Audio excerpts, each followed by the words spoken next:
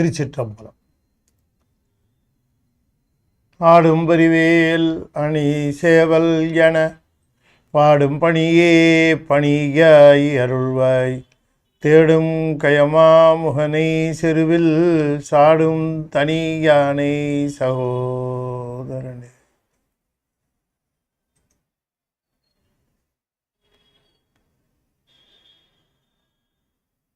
திருச்சிற்றம்பலம். எந்நாடுடைய சிவனே போற்றி, எந்நாட்டவர்க்கும் இறைவா போற்றி, ஏகம்பத்துரையந்தாய் போற்றி, பாகம்பெண்ணூர் ஆனாய் போற்றி, பராய்த்துறை மேவிய பரனே போற்றி, சிராப்பள்ளி மேவிய சிவனே போற்றி, அண்ணாமலையமண்ணா போற்றி, கண்ணாரமத கடலே போற்றி, காவாய் கனகத்திரளே போற்றி, கைலை மலையானே போற்றி போற்றி, வெற்றிவேல் முருகனுக்கு அரோகரா. திருச்சிற்றம்பலம்.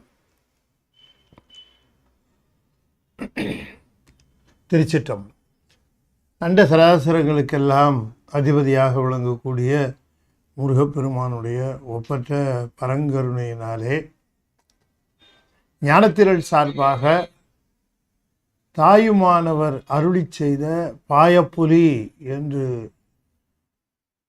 சொல்லப்பெறுகின்ற அற்புதமான பகுதியில் நாம் தொடர்ந்து இன்றைய தினம் 28வது பாடலை சிந்திப்பதற்கும் திருவருள் கூட்டியிருக்கிறது.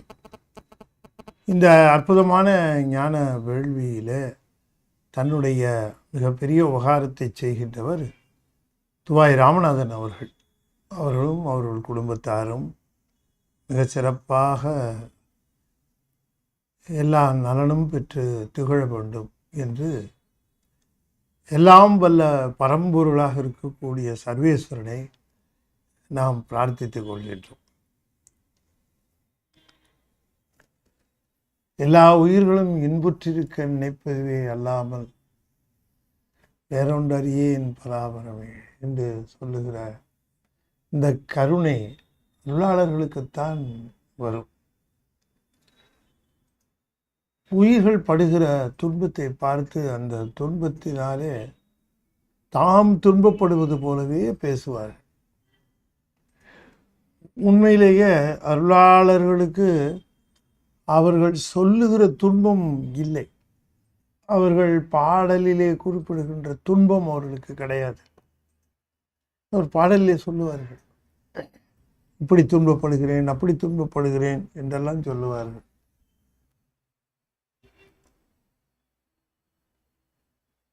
அந்த துன்பத்தை அவர்கள் படுவதாக நம்ம நினைத்து கொள்ளக்கூடாது. அந்த துன்பம் எல்லாம் உயிர்கள் படுகிற துன்பம்.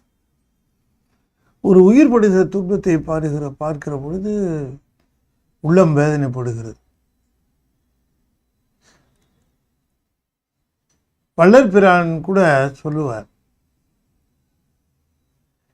இந்த மீன் பிடிக்கிற வலையை பார்க்கிற பொழுது அவருக்கு துன்பம் வருகிறதாம், நடுங்குகிறது அவர்களுடைய உள்ளம். அந்த வலையிலே சிக்கிய மீனை பார்த்து அல்ல, வலையை பார்த்து, இந்த வலையில் எத்தனை மீன்கள் சிக்கி இருக்குமோ, எப்படி துடித்து இருக்குமோ, இப்படி துன்பப்பட்டு இருக்குமோ, இப்படியெல்லாம் அவர்கள் துன்பப்படுவார்கள். எனவே பிற உயிரின் துன்பத்தையே அவர்கள் தம் துன்பமாக கருதி அவர்கள் அதனை வெளிப்படுத்துவார்கள். நாம் அவங்க ரொம்ப துன்பப்படுகிறார்கள் என்று எண்ணி விடுக்கும். சர்வேஸ்வரனை அனுபவித்தவர்களுக்கு எப்படி துன்பம் வரும் நீங்கள் கொஞ்சம் சொல்லுங்க. சர்வேஸ்வரனை முழுமையாக அனுபவித்தவர்கள், சர்வேஸ்வரனுடைய ஆனந்தத்தை அனுபவித்தவர்கள், அவர்களுக்கு துன்பம் வரலாமா? வருமா? வராது. ஆனால் அவர்கள் இந்த உயிர்கள் படுகிற துன்பத்தை பார்த்து மிகவும் துன்பப்படுவார்கள். தாய்மானவரும் அப்படித்தான். அவர்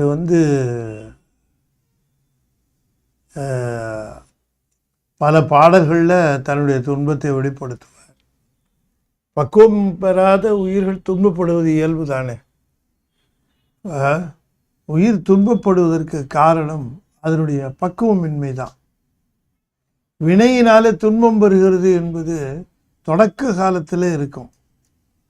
ஆனால் போக போக வினையினால் வருகிற துன்பத்தை கூட பக்குவத்தால் வென்றுவிடலாம். அந்த இடும்பைக்கு இடும்பை தரும்னாரு வள்ளுவர். இடும்பைக்கு இடும்பை தருகின்ற நிலை அப்படின்னு சொன்ன பக்குவம் வந்து விட்டால் துன்பம் ஒன்றும் செய்வதற்கு வாய்ப்பு இல்லை. பக்குவ குறைவினாலே உயிர்கள் துன்பத்தை அனுபவித்துக் கொண்டிருக்கிறார்கள். மழை வருகிறது, நனைகிறார்கள், குளிரிலே நடுங்குகிறார்கள், ஆடைகள் முழுவதும் நனைந்து போய்விட்டது. ஆனால் அவர்கள் ஒரு குடையின் கீழ் இருந்தால் இந்த மழையிலிருந்து தப்பித்துக் கொள்ளலாம். மழையை நிறுத்த முடியாது, அதுபோல வருகின்ற துன்பத்தை நிறுத்த முடியாது. அதனுடைய தாக்குதலில் இருந்து இந்த பக்குவம் காப்பாற்றும். இந்த பக்குவத்தை தான் நம்முடைய சமயங்கள் நமக்கு போதிக்கின்றன. நம்முடைய சமயங்கள் நமக்கு பக்குவம் பெறுவதற்கு போதிக்கின்றன. முக்தி அப்புறம் இருக்கட்டும். முக்திங்கிறது ஞானம் வந்த பிறகு வருவது. ஞானத்தினால் மட்டுமே தான் முக்தி. முக்தி இருக்கட்டும். முதல்ல இங்கே துன்பத்தை எப்படி கடக்கிறது? எத்தனை விதமான துன்பங்கள் இந்த உலகத்தில். இந்த துன்பங்களில் பெருந்துன்பம் பிராரத்தம் என்று தான் நமக்கு தெரியும். பிராரத்தத்தை சொல்லுகிற பொழுது ஆதி தெய்வீகம், ஆதி பௌதீகம், ஆதி கான்மீகம் என்றெல்லாம் அதனை சொல்லுகிறார்கள். ஆனால் அப்படி வருகின்ற துன்பங்கள், பிற உயிர்களினாலே வருகின்ற துன்பங்கள், இயற்கையால் வருகின்ற துன்பங்கள், பிற மானுடர்களால் வருகிற துன்பங்கள் நமக்கு எதிரிகள் துன்பப்படுத்துவார்கள்னு காத்துட்டு இருக்க வேண்டாம். உடன் இருக்கிறவர்களே துன்பப்படுத்துவார்கள். இதற்காக தனியாக எதிரிகள்லாம் நம்மை துன்பப்படுத்த வேண்டிய அவசியம் இல்லை. உடன் இருப்பவர்களே அவ்வாறு அந்த துன்பத்திற்கு காரணமாக விளங்குவார். ஆதி ஆன்மீகம், ஆதி பௌதீகம், ஆதி தெய்வீகம் என்று சொல்லக்கூடிய 3 விதமான துன்பங்களிலிருந்து விடுபடுவதற்குரிய பக்குவம் ஒரு மனிதனுக்கு வாய்த்து விட்டால் அவன் பெரிய வெற்றி அவனுக்கு அது கிடைத்து விடுகிறது. அந்த வெற்றியில அவன் இந்த இறை இன்பத்தை அனுபவிப்பதற்கு ஆயத்தமாகி விடுகிறான். இந்த பெருந்துன்பத்தை அனுபவித்துக் கொண்டு இருக்கிறவன் எப்படி இன்பத்தை பெறுவதற்கு ஆயத்தமா இருக்க முடியும்? இல்லையா? அதனால இன்பத்தை பெறுவதற்கு முன்பாக இன்பம் பெறுவதற்குரிய தகுதியும் அந்த ஆயத்தமும் பெற வேண்டும். அதற்கு தான் அந்த பக்குவம் என்று சொல்லுகிறார். அதை பெறுகிற வழி நிறைய இருக்கிறது. இதுல ஒரு செய்தி சொல்றார். இப்ப நம்ம பார்க்க போற பாட்டுல ஒரு செய்தி சொல்லுகிறார். சில சமயம் பக்குவம் எப்படி வருகிறது அப்படின்னு கேட்கிற பொழுது சரியையில் வரும். நிறைய தொண்டு செய்தீர்கள் என்று சொன்னால் இந்த தொண்டு செய்கிற பொழுது உங்களுக்கு இருக்கக்கூடிய இந்த தாழ்விடும் தன்மை, இதுதான் சைவத்தினுடைய மிகப்பெரிய ஒரு அங்கம். தொண்டு செய்கிற பொழுது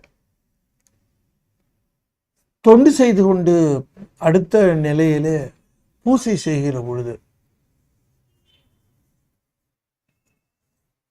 இந்த பூசை செய்கிற பொழுது நாம் புறப்பூசை செய்கிறோம். புறப்பூசை செய்கிற பொழுது மகிழ்ந்து தொத்திரங்களை பாடி அந்த பூசையை செய்கிற பொழுது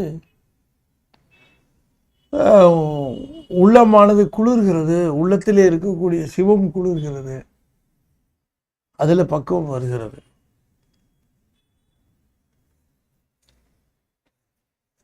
இந்த ரெண்டும் நமக்கு ரொம்ப பரிச்சயம். ஆனா யோகத்தினால பக்குவம் பெறுகிறது அப்படிங்கிறது எப்படி அப்படிங்கிறது சொல்றார். தொண்டு செய்யறவருக்கு ஒரு பக்குவம் இருக்கும் பாருங்க. தொண்டு செய்யறவங்களை குறை சொல்லுவாங்க, இப்படி செஞ்சிருக்கலாமே, இல்லை இப்படி பண்ணியிருக்கலாமே, இல்லை அப்பவே கொண்டாந்து இருக்கலாமே, அப்படியெல்லாம் சொல்லுவாங்க. தொண்டு செய்கிறவர்களுக்கு கோபம் வரக்கூடாது, வருத்தம் வரக்கூடாது. அந்த நிலையில அதை அவர்கள் அந்த பக்குவத்தில் இருந்தார்கள் என்றால் அது அவர்களுக்கு வருத்தத்தை உண்டு பண்ணார். பூசை செய்கிற பொழுது பல்வேறு விதமான இடையூறுகள் வரும். இடையூறுகளுக்கு அப்பாற்பட்டு இந்த பூசையை செய்யணும். அது பக்குவம்.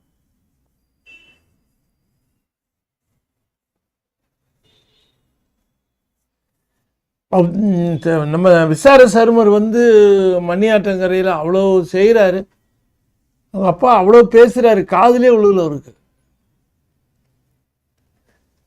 கையில் தடி வச்சிருந்தாரு, முதுகில் அடிக்கிறார், தெரியல அவருக்கு. விசார சருமருக்கு ஒன்றும் தெரியல. இந்த அபிஷேகத்தை வச்சிருக்கிற பால் குடத்தை காலில் உதைச்சார் பாருங்க, அப்போ தான் அவருக்கு தெரிஞ்சது. உண்மையிலேயே பால் குடத்தை உதைச்சார்னு சொன்னாலும் கூட சிவலிங்கத்தை தான் சிதைச்சார் அப்படின்னு சொல்லுவார்கள். அப்போ தான் அவருக்கு அந்த உணர்வு நிலை வந்தது. ஆகையினால பக்குவம் என்பது சரியில வரலாம், கிரியையில் வரலாம். யோகத்தில் வருகிற பக்குவத்தை பற்றி என்ன சொல்கிறது? அது அவ்வளவு சுலபமா? இது சிறப்பு தான். இந்த யோகத்தில் வருகிற பக்குவம் சிறப்பு. ஆனால் யோகம் அவ்வளோ எப்படி அது அப்படிங்கிறது அதை பற்றி சொல்லுகிறார். இந்த பாட்டில் அதை சொல்லுகிறார். மேல் கொண்ட வாயுவும் கீழ்ப்பட மூலத்து வெந்தழலை சூர் கொண்ட மேகமென ஊமை நின்று சொறிவதை என்னால் கண்டது அன்று.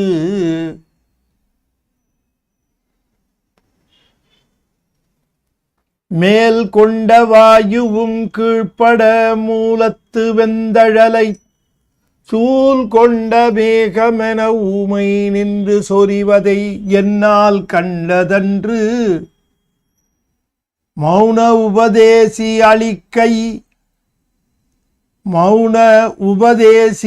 அளிக்கையில் இப்பால் கண்டு கொண்டனன் மேலே அமிர்தம் பருகுவனே. அப்ப தாய்மானவருக்கு ஞானத்தை வழங்குவதற்கு மோனகுரு வந்த பிறகுதான் யோகத்தை பற்றி தெரிஞ்சுக்கிட்டேங்கிறார். யோகம் என்று சொல்லக்கூடியதற்கு சரியான குரு அமையவில்லை என்று சொன்னால், யோக குரு சரியாக குரு அமையவில்லை என்றால் அது அமையிறது கடினம். அப்போ என்ன செய்யலாம் அப்படின்னு கேட்டால், கிரியை அதிகமான ஒரு அன்பிலே கிரியை செய்யப்பெறுகிற பொழுது அபரிமிதமான அன்பு என்ன செய்கிறது அப்படிங்கிறத அவர் குறிப்பிடுகிறார். மௌன உபதேசி அப்படின்னு சொல்லுகிறார். மௌன உபதேசி அவருடைய குருநாதர் மௌனகுரு. அந்த மௌனகுரு வந்ததற்கு பிறகுதான் இப்பால் கண்டு கொண்டனன், நான் இங்கே அதனை தெரிந்து கொண்டேன் என்று குறிப்பிடுகின்றார். எதை? மேல் கொண்ட வாயுவும் கீழ்ப்பட மூலத்து வெந்தழலை. அது என்ன சொல்லுவார்கள் என்று சொன்னால், இப்ப மூச்சுக்காற்றை ஒரு நாசியின் வழியாக இழுத்தல் பூரகம், இன்னொரு நாசி வழியாக வெளியே விடுதல் ரேசகம். எடுத்து வெளியே விடுகிற அந்த இரண்டிற்கும் நடுவே பூரித்தல் என்று சொல்லக்கூடிய ஒன்று. அந்த பூரித்தல் என்று சொல்லக்கூடியது பிராணாயாமத்திலே அது பயிற்சி தரப்படுகிறது. அப்ப என்ன ஆகும் அப்படின்னு கேட்கிற பொழுது, இந்த காற்றின் அழுத்தத்தினாலே தடல் மூட்டப்பெறும். இந்த காற்றின் அழுத்தத்திலே தடல் மூட்டப்பெறுகிற பொழுது இது சூழ் கொண்ட மேகமென ஊமை. ஊமைங்கிறது என்னன்னா அஜபா மந்திரம் என்று சொல்வார்கள். அசபா மந்திரம். இப்போ அஜபா மந்திரம் என்று சொல்லுவதற்கு உரியவர் திருவாரூர் தியாகராச பெருமாள். அவர் அசபா நடனம் ஆடுவார். இந்த அசபா நடனம் என்று சொல்லுவது என்ன என்று கேட்கிற பொழுது, இது ஹம்ச மந்திரத்தினுடைய வெளிப்பாடு என்று அதை குறிப்பிடுவார்கள். அது ஊமை. ஜபித்தல் இல்லாதது அசபம். அசபாங்கிறது ஜபித்தல் இல்லாதது. அப்ப ஜபிக்காம ஊமையா இருந்து அந்த மந்திரத்தை, அப்ப அந்த அசபா மந்திரம் என்ன ஆகிறது, மூச்சு காற்றை உள்ளே இழுத்தற்கும் வெளியே தள்ளுதற்குமாக உதவுகிற ஆற்றல். தானே காத்து உள்ள போகாது. You have to inhale. தானே காத்து வெளியில போகல. You have to exhale. அதை நீங்க வெளியில தள்ளணும், உள்ளே இழுக்கணும். அந்த ஆற்றல் தான் அந்த அசபாங்கிறது. இப்ப நீங்க வெளியே இழுக்கவும் உள்ள தள்ளுவும் இல்லைங்களா, அந்த ஆற்றல் உள்ளுக்குள்ள இருக்கும் பாருங்க.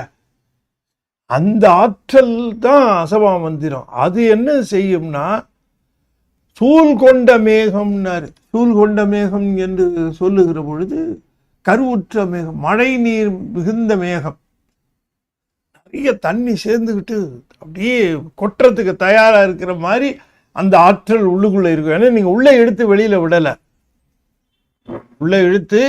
வெளியில விடலை, அந்த மந்திரம், அந்த காற்று, அந்த ஆற்றல் என்ன பண்ணுகிறது, இந்த அசபா மந்திரத்தினுடைய ஆற்றலினாலே இது நேர சந்திர மண்டலத்தை போய் அந்த சக்தி தாக்குகிறது. அதனால அமிர்ததாரை பொழிகிறது. அதனை ஆனந்தமாக அருந்துவார்கள் என்று யோகத்திலே சொல்லப்பெறுகிறது. அதைத்தான் இங்க சொல்லுகிறேன். அந்த பூர்வ மத்தியிலே ஒளியை காண்பது என்பதும் அதுதான். பூர்வ மத்தியிலே ஒளியை காண்பது, சந்திர மண்டலம் என்று சொல்லுவது நம்முடைய சிரசு பகுதி, நம்முடைய இதய பகுதியில் அக்னி மண்டலம், சூரிய மண்டலம், கீழே இருக்கிறது அக்னி மண்டலம். அக்னி மண்டலத்தில் தான் மூலாதாரம் இருக்கிறது. இப்படி 3 மண்டல மக்களாக நம்முடைய உடம்பையே பிரிப்பார்கள். இப்போவும் அப்படிதான். தலை பக்கம் குளிர்ச்சியா இருந்ததுன்னா தெளிவா இருப்போம். தலை சூடாயிடுச்சுன்னு வச்சுக்கோங்களேன், அது இயற்கைக்கு மாறானது. தலை எப்பவுமே அது குளிர்ச்சியாக இருக்கணும். சந்திரன் இருக்கிற இடம். அப்படி ஒரு அந்த இடமானது இப்ப பாருங்க, மேல் கொண்ட வாயுவும் கீழ்ப்பட என்று சொல்லுகிற பொழுது இந்த காற்று மேலே போய் உள்ளே வராமல் உள்ளே வந்து அது கும்பித்து நிற்க, மூலத்து வெந்தழலை, அந்த மூலாதாரத்தில் இருக்கக்கூடிய வெந்தழலாக இருக்கக்கூடிய அந்த மூலாக்கினி அதனை எழுப்ப,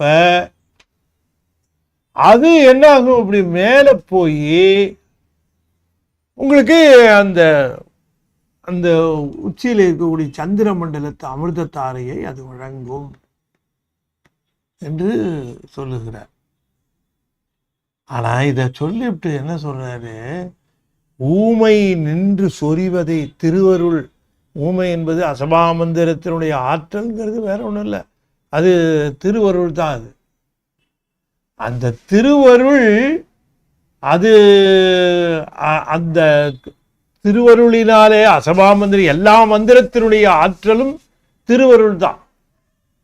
மந்திரம்னாலே திருவருள் தான். மந்திரத்துக்கு எப்படி ஆற்றல் வரும்? அது வெறும் நாதமாத்தானே இருக்கும்.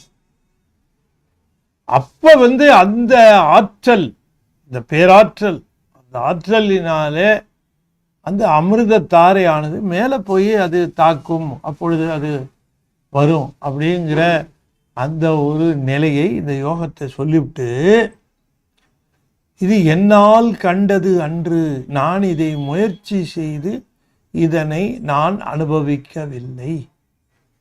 அப்ப நீங்க அனுபவிக்கலையா அந்த யோகத்தினுடைய நிலையை என்று கேட்டால், அதுக்கு பதில் சொல்லுகிறார். என்னுடைய குருநாதர் மௌன உபதேசி அழிக்கையின் அவருடைய கருணை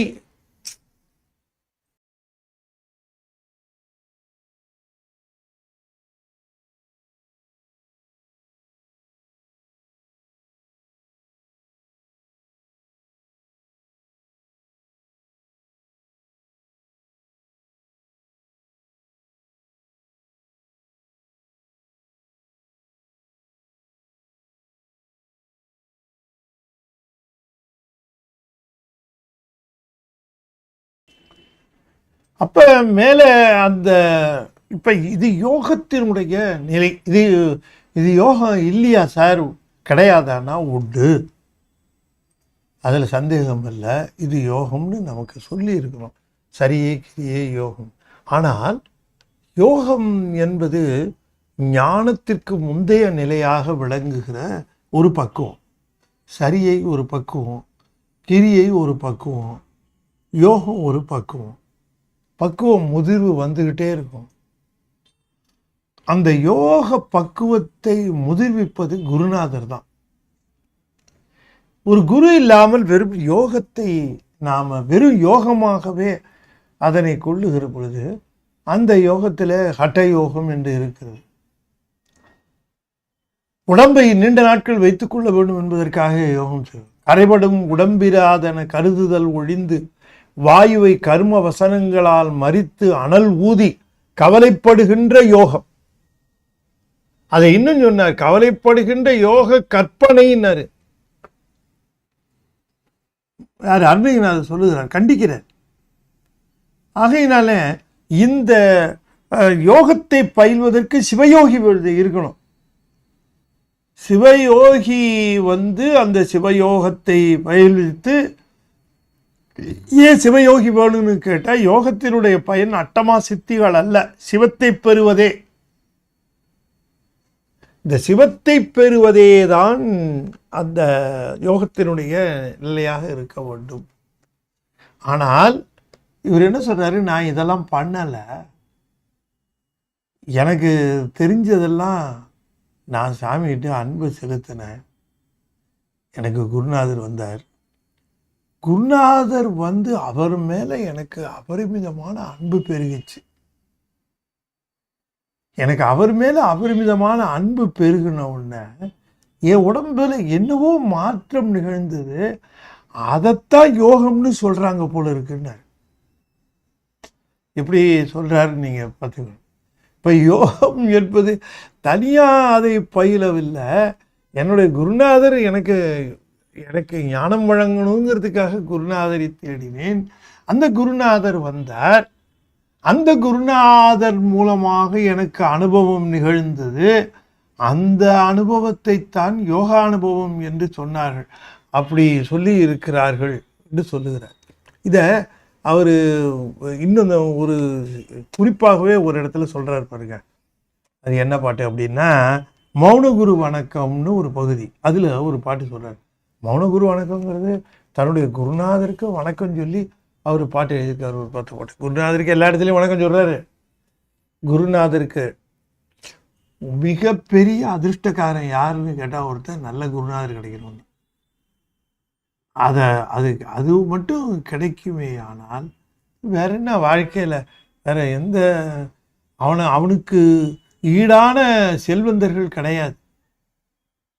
அவனுக்கு ஈடான செல்வந்தரை கண்டே பிடிக்க முடியாது. அவ்வளோ பெரிய செல்வந்தர் அவன். நல்ல குருநாதர் கிடைக்கிறது. ஒரு குருநாதர் கிடைச்சிடும், அவ்வளோதான். அவனுக்கு சிவச்செல்வம் உறுதி. எல்லாம் துச்சம் அவனுக்கு. இந்த உலகத்தில் எல்லாமே துச்சம். ஏன்னா எல்லாம் அவன் காலடி கீழே இருக்கும். அந்த குருநாதருடைய ஒரு ஒரு பேரன்பும் அதை இங்க சொல்லுகிறார். சருகு சலபக்ஷணிகள் 1 கோடி அல்லால் சகோர பட்சிகள் போலவே தவள நில ஒழுகு அமிர்ததாரை உண்டழியாத தன்மையர் அனந்த கோடி. சருகு சலபட்சணிகள் 1 கோடி அல்லால் சகோர பட்சிகள் போலவே தவள நில ஒழுகு அமிர்ததாரை உண்டு அழியாத தன்மையர் அனந்த கோடி. இருவினைகள் அற்று இரவு பகல் என்பது அறியாத ஏகாந்த மோனையான இன்ப நிட்டையற்கோடி.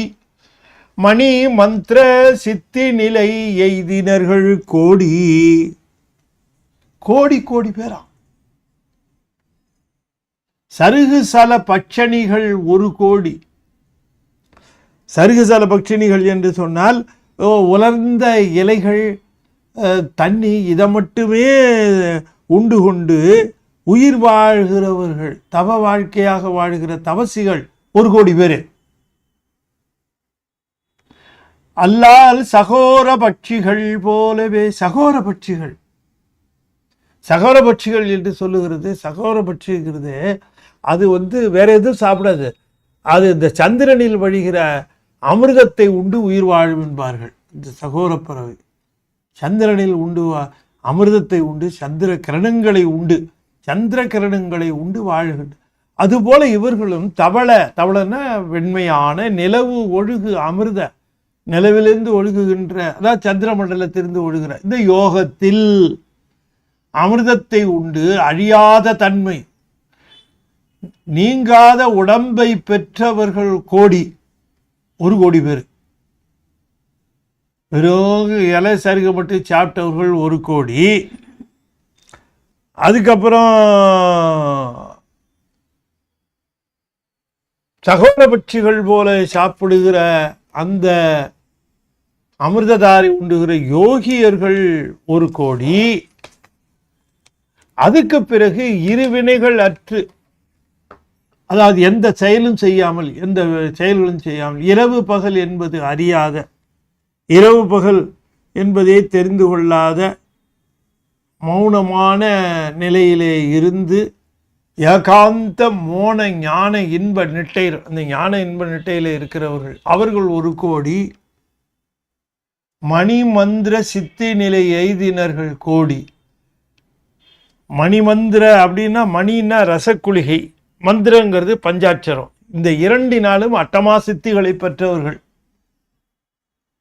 ரசகுளிகையினாலே அட்டமா சித்தி பெற்றவர்கள், 5 எழுத்தினாலே அட்டமா சித்தி பெற்றவர்கள், இவர்களெல்லாம் உண்டு 1 கோடி. இவங்கெல்லாம் எங்கே இருக்கிறாங்க? என்ன கேட்டா, இத்தனை பேரும் சூழ்ந்து நிற்க மௌனகுரு வீட்டிருக்காராம். இந்த மௌன குருவை சுற்றி இத்தனை பேர் இருக்கிறார். இப்ப ஒரு மௌன குரு இத்தனை பேருக்கும் சமானமாகார். அவர் இன்னும் உயர மேல அத்தனை பேரும் சூழ்ந்திருக்கக்கூடிய அந்த மௌன குரு, அவரிடம் நான் போய் இந்த சருகு சல பட்சணி போல இருக்கு, பட்சணின்னா அதை உண்டு இருக்கிற ஒரு உயிர், அது போல இருக்க வேண்டும் என்றோ, சகோர பட்சிகள் போலவென்றோ, ஏகாந்த மோனையான இன்ப நிட்டையர் போல என்றோ, மந்திர சித்தி நிலை பெற்றவர்கள் போல என்றோ, அதையெல்லாம் பெற வேண்டும் என்று நான் அவரிடம் செய்யலை. நான் செஞ்சது என்ன செஞ்சேன் அப்படிங்கிறத அழகா சொல்றாரு. குருமணி இழைத்திட்ட சிங்காதரத்தின் மிசை கொலுவிற்றிருக்கும் நின்னை. குருநாதர் குரு வீற்றிருக்கிறாராம், இத்தனை கோடி பேர் சூழ்ந்திருக்கிறார்கள். நான் என்ன செய்ய முடியும்? நான் என்ன செஞ்சேன்? கும்பிட்டு அனந்த முறை தண்டனிட்டு. குருவை வணங்குறதுக்கு கணக்கே இருக்க, முடிந்த போதெல்லாம் குருவை கும்பிட வேண்டும், தண்டனிட்டு வணங்க வேண்டும். அதான் சொல்லுகிறார், அனந்த முறைங்கிறார். அனந்த முறைனா எண்ணில்லாத முறை, எண்ணில்லாத அளவுக்கு கும்பிட்டு, எண்ணில்லாத அளவுக்கு தண்டனிட்டுனா வீழ்ந்து வணங்கி, என் மனக்குறையெல்லாம் தீரும் வண்ணம். பாருங்க, என் மனக்குறையெல்லாம், மனதில் என்ன குறை? திருவருள் பெற வேண்டும் என்கிற குறைதானே, வேற குறை கிடையாது. என் மனக்குறையெல்லாம் தீரும் வண்ணம் நான் என்ன செஞ்சேன்? வேற ஒன்றும் செய்யல. கும்பிட்டேன் கும்பிட்டேன் கும்பிட்டேன், அனந்த முறை கும்பிட்டேன், தண்டனிட்டேன் தண்டனிட்டேன் தண்டனிட்டேன், அனந்த முறை தண்டனிட்டேன். அப்புறம் என்ன செஞ்ச? மது மலர் எடுத்து உன் திருத்தாளை, நல்ல மலர்களை எடுத்து உன் இருதாளை அர்ச்சிக்க எனை, வேற ஒண்ணுமே செய்ய வேண்டாமா, குருநாதருடைய அந்த திருவடிகளை அர்ச்சித்தால் போதும். மலர்களை எடுத்து கும்பிட்டு, அனந்த முறை கும்பிட்டு, அனந்த முறை தண்டனிட்டு, மதுமலர் எடுத்து இரு தாளை அர்ச்சிக்க மனக்குறையெல்லாம் தீரும். அப்ப என்ன சொல்லுகிறாருன்னு பாருங்க. யோகியர்கள் எத்தனை விதமான யோகங்களை செய்தவர்களும், எத்தனை விதமான தவத்தை செய்தவர்களும், எல்லாரும் மௌன முனிவர்களும் தவசிகளும் அட்டமா சித்தி அடைந்தவர்கள் எல்லாரும் ஆசிரியருக்கு இணை இல்லை, குருநாதருக்கு இணை இல்லை. அந்த குருநாதரிடமிருந்து அத்தனையையும் பெற்றுவிடலாம். ஆகையினாலே நாம இந்த யோகத்தை பற்றி அதிகமாக அல்லல் உறுவதோ கவலைப்படுவதோ வேண்டாம். நம்முடைய கிரியையிலே நாம சிறந்து நின்றால் போதும். அதுக்கு சொல்றாரு, மதுமலர் எடுத்து உன்கிரு தாளை அர்ச்சிக்க எனை வாவென்று அழைப்பது என்னாள். சாமி வா வா அர்ச்சித்துக்கோ, பூஜை பண்ணிக்கோ அப்படின்னு உத்தரவு தருவாராம். அதை சொல்றார். மௌனகுரு அர்ச்சனை பண்ணிக்க அப்படின்னு கூப்பிட்டு அழைப்பது என்னாலோ. எனக்கு வேற என்ன வேணும்? எனக்கு யோகமா வேணும். எனக்கு தேவையே இல்லை யோகம். எனக்கு தபமா வேணும். எனக்கு தவமே வேணாம். என் குருநாதருடைய திருவடியில நான் மலர்களை இட்டு அனந்த முறை தண்டனிட்டு அனந்த முறை வணங்கி அவருக்கு நான் அந்த அர்ச்சனை செய்தால் அர்ச்சிக்க எனைவாவென்றழைப்பது என்னாள். மந்திர குருவே யோக தந்திர குருவே மூலன் மரபில் வரும் மௌன குருவே. திருமூலர் மரபை சேர்ந்தவர்களவா மௌனகுரு. திருமூலர் மரபு தாய்மானவர். மூலன் மரபில் வரு மோன குருவே குருமணி இழைத்திட்ட. எத்தனை அற்புதமான பாட்டு, ரொம்ப அற்புதமான பாட்டு. யாரை பார்த்து பயப்படாதீங்க. பெரிய தவம் பண்றவங்களை பார்த்து எல்லாம் நீங்க பயந்துடாதீங்க. யோகம் பண்றேம்பாங்க, பயந்துடாதீங்க. பெரிய தவத்தை செய்கிறவர்கள், பெரிய யோகத்தை செய்கிறவர்கள், பெரிய அட்டமா சித்திகள் உடையவர்களாகும். அவளையே படாதீங்க. அதெல்லாம் அவங்களை பார்த்து நீங்க ஒன்றும் பயப்படாதீங்க. உங்க குருநாதருடைய திருவடியை போய் பற்றி கொண்டு அவருக்கு இந்த போத குரு, குருநாதர் என்று சொன்னால் போத குருவை குறிப்பிடுகிறார். இந்த போதை ஞானத்தை வழங்குகிற குரு. அவர் ஞானத்தை வழங்குகிறவர் யோகத்தை வழங்காமல் இருப்பாரா? சொல்லுங்க. மிகப்பெரிய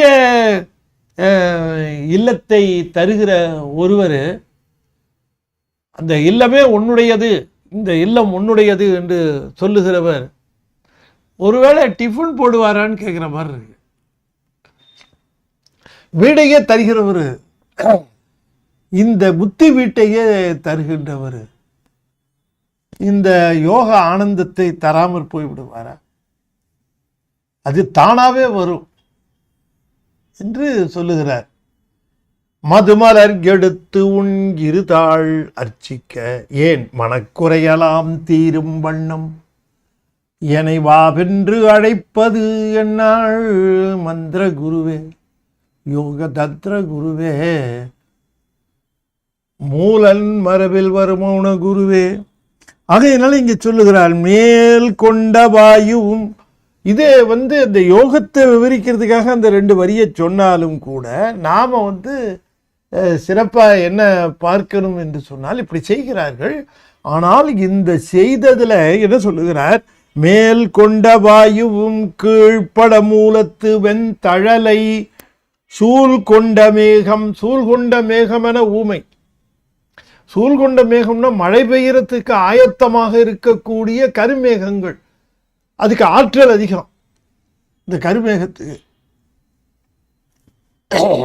அதுக்கு ஆற்றல் அதிகங்கிறது மின்னலை பார்த்தா தெரியும், இடி சத்தத்தை பார்த்தா தெரியும். அந்த சத்தமும் அந்த ஒலியும் எங்கிருந்து வந்தது? ஆற்றல் தானே அது, கருமேகங்களிலிருந்து வருகிற ஆற்றல் தானே.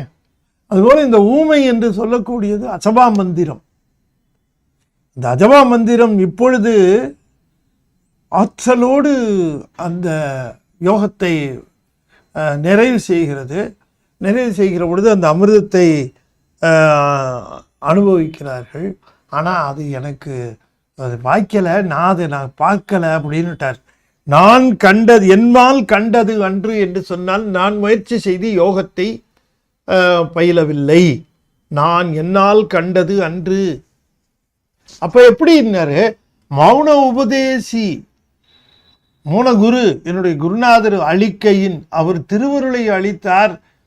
அது என்ன திருவருள் அளித்தார்? வா பூசை செய்து கொள், அர்ச்சித்துக்கொள். அளிக்கையில் இப்பால் கண்டு கொண்டேன்.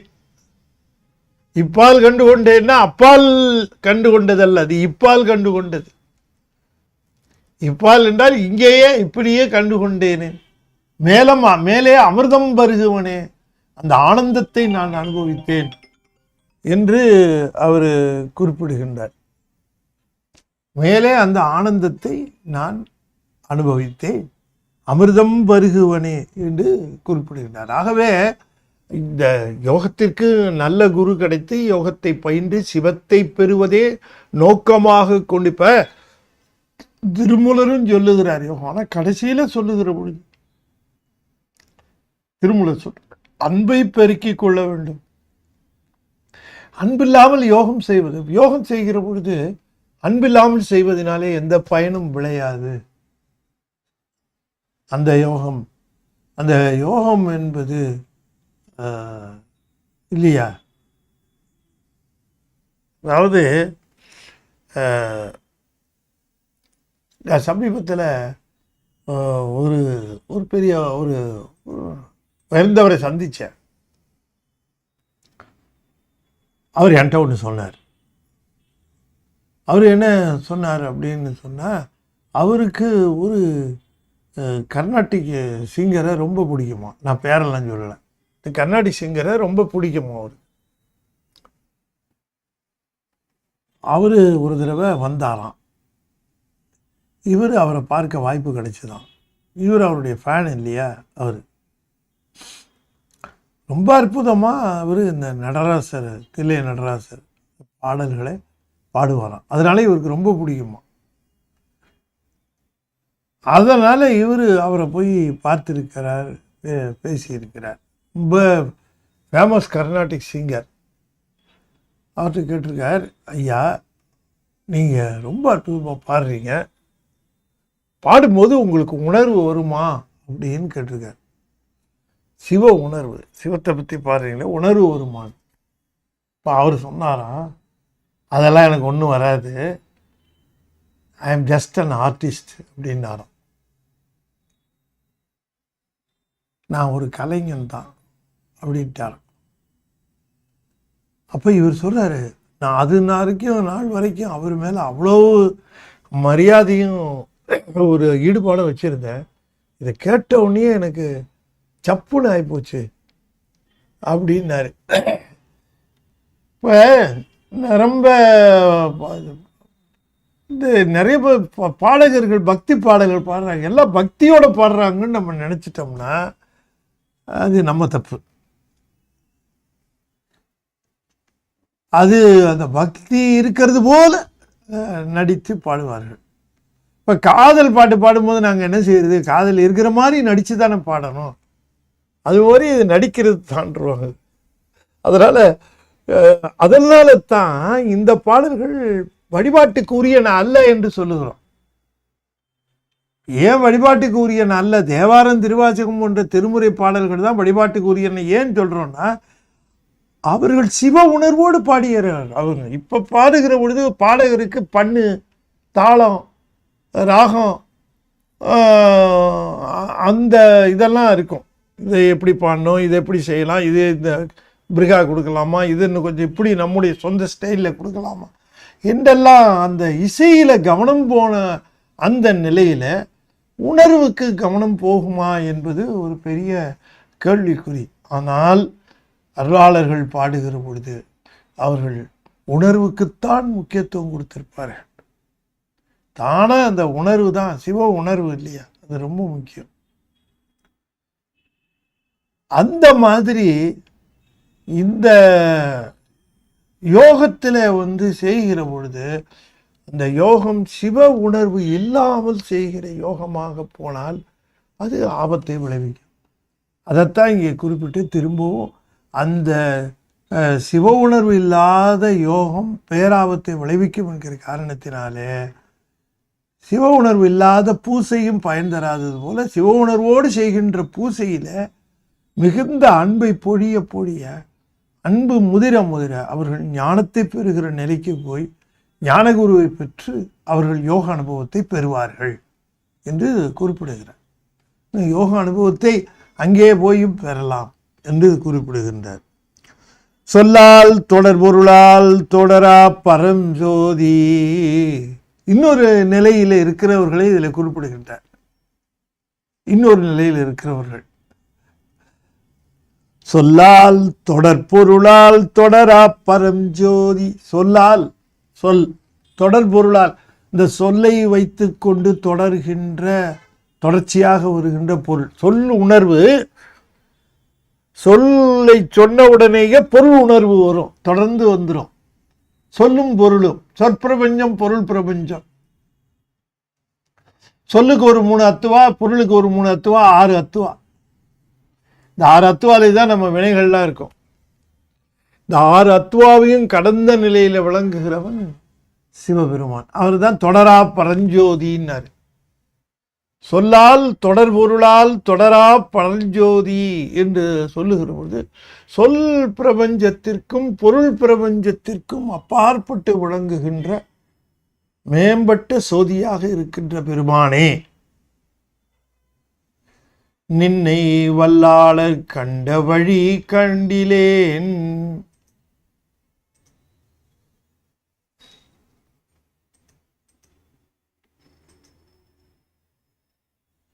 நின்னை வல்லாளர் கண்ட வழி கண்டிலேன்.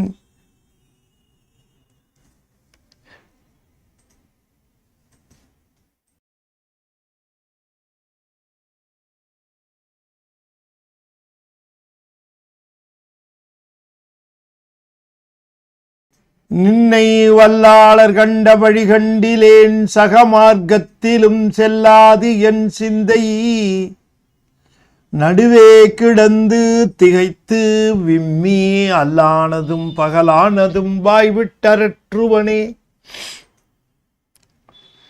சொல்லால் தொடர்பொருளால் தொடரா பரஞ்சோதி. நின்னை கண்டவர்கள் உண்டு, நின்னை கண்ட வல்லாளர்கள் உண்டு. அவர்கள் நின்னை கண்டு அனுபவம் பெற்று ஆனந்தம் பெற்றவர்கள் உண்டு. அவர்கள் என்னென்னவோ சாதனங்கள், அந்த சாதனங்கள் எனக்கு சாதகமாக வந்த சாதனங்களாக தெரியவில்லை. ஆகையினாலே அந்த வல்லாளர் கண்ட வழியை அடியேன் கண்டிலேன். அந்த சாதனத்தை அடியேன் சரியாக நான் கடைப்பிடிக்க முடியாதவனாக இருக்கிறேன்.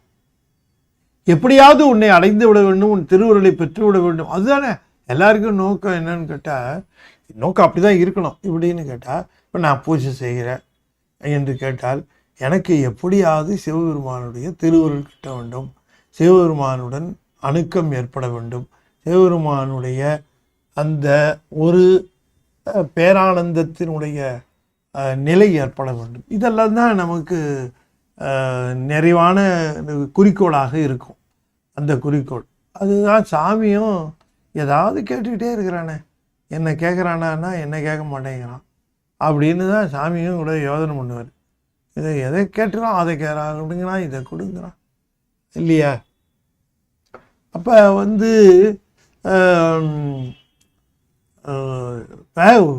ஊர்லேருந்து ஒருத்தர் வர்ற, உதாரணம் சொல்கிறேன், ஊர்லேருந்து ஒருத்தர் வர்றார். வாங்க வாங்க வாங்க வாங்க உட்காருங்க உட்காருங்க. மத்தியானம் ஒரு 12:30 மணிக்கு வர்றார். வாங்க வாங்க உட்காருங்க உட்காருங்க.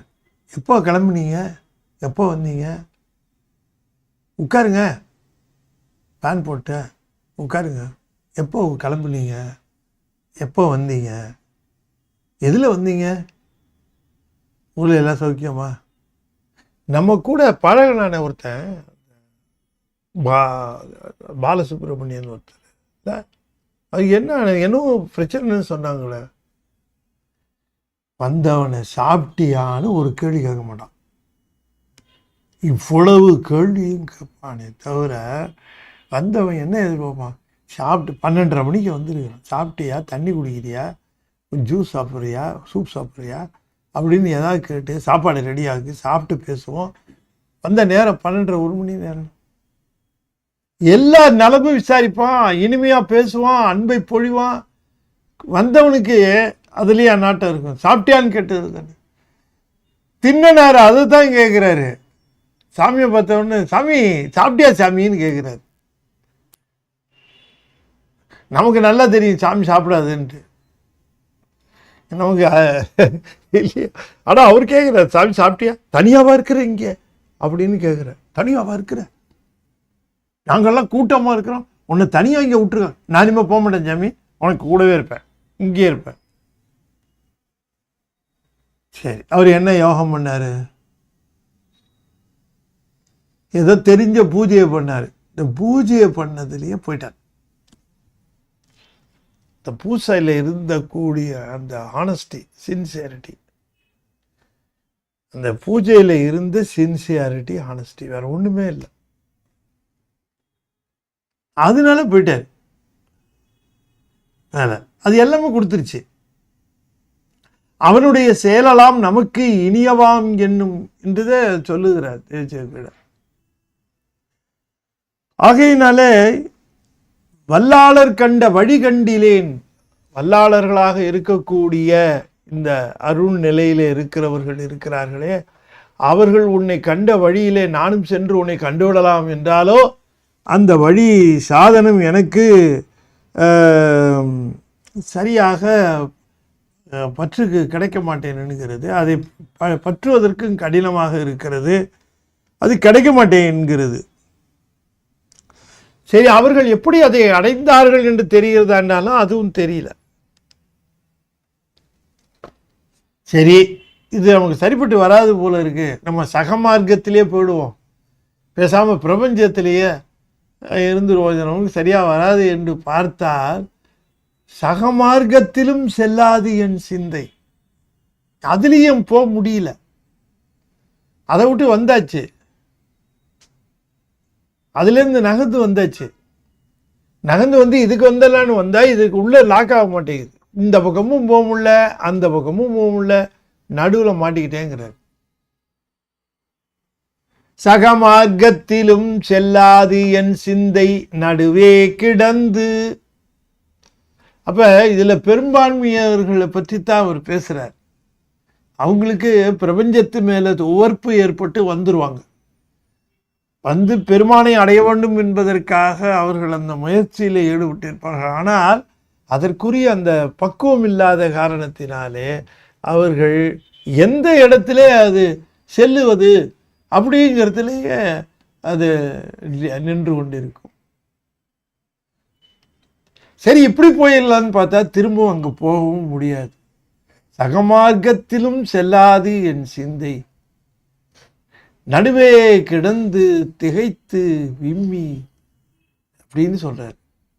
ஆகையினாலே முன்னாடியும் போக முடியல, பின்னாடியும் வர முடியல, அதுவும் என் மனசு பற்ற மாட்டேன் என்கிறது. அதை விட்டு ரொம்ப நாள் ஆயிடுச்சுன்னா அதுல போய் பற்றுமாதே மனசு. உலகத்தவர்கள் விரும்புகிற பல பொருள்களை இது வேண்டாம் என்று ஒதுக்கிய பிறகு இப்பொழுது போய் அந்த உலகத்தவர் பற்றுகிறதை நம்மால பற்ற முடியல. சொல்லுகிறார். உலகத்தார் பற்றுகிறதை வேண்டாம் என்று ஒதுக்கி விட்டோம். அப்படி ஒதுக்குனது இப்ப திரும்பவும் நமக்கு ஒட்ட மாட்டேங்குது. சகமார்க்கத்திலும் செல்லாது என் சிந்தை நடுவே கிடந்து திகைத்து. நடுவில் மாட்டிக்கிட்டேன். இந்த பக்கமும் போக முடியல, இந்த பக்கம் போகிறதுக்கு மனசு இல்லை. அந்த பக்கம் போகலான்னு பார்த்தாலும் எனக்கு வழி தெரியல.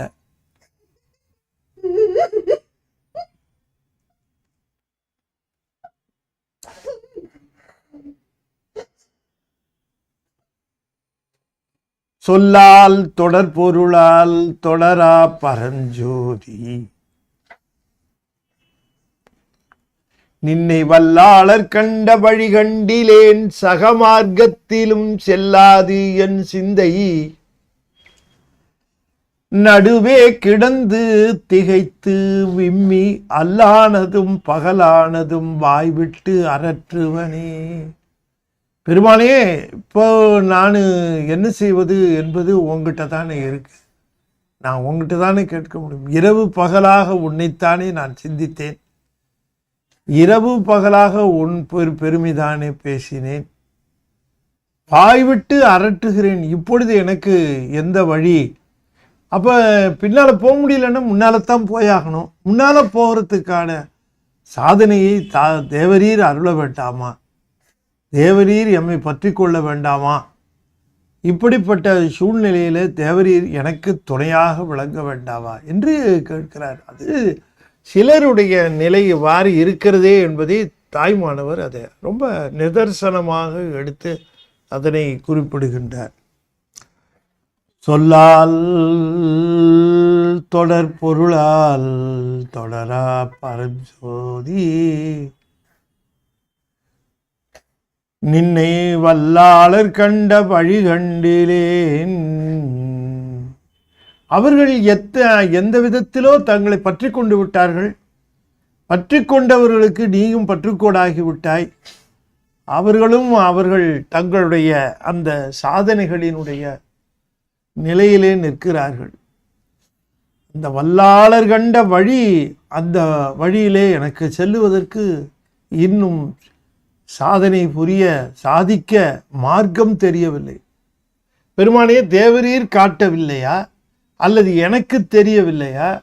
என்ன காரணம் என்று தெரியவில்லையே. அது கண்டிலேன்னாரு. வழி கண்டிலேன். இறைவன் காட்ட வேண்டும். உயிரினுடைய அந்த நிலைக்கு இறைவன் நிச்சயமாக அதை கைவிடுவார் இல்லை. அதுதான் சொல்லுகிறார் இங்க.